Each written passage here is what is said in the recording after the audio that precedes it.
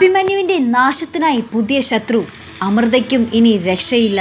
പഞ്ചാഗ്നിയിൽ കഥ ഗതി മാറി ഒഴുകി തുടങ്ങി.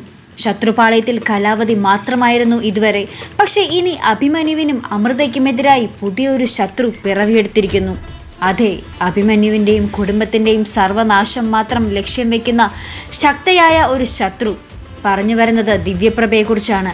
തൻ്റെ അച്ഛനെ കൊന്നത് അഭിമന്യുവിൻ്റെ അച്ഛനാണെന്ന് തിരിച്ചറിഞ്ഞ നിമിഷം തന്നെ അഭിമന്യുവിൻ്റെ നാശത്തിനായി ദാഹിക്കുകയാണ് ദിവ്യപ്രഭ. കല്യാണപ്പന്തലിൽ തന്നെ ദിവ്യപ്രഭ അമൃതയായും അഭിമന്യുവിൻ്റെ ബന്ധവും എടുത്ത് പറഞ്ഞു അഭിമന്യുവിനെ കുറ്റപ്പെടുത്തുന്നുണ്ട്. എന്തായാലും അമൃതയും കരുതിയിരിക്കേണ്ടി വരും ഈ ഒരു ശത്രുവിനെ.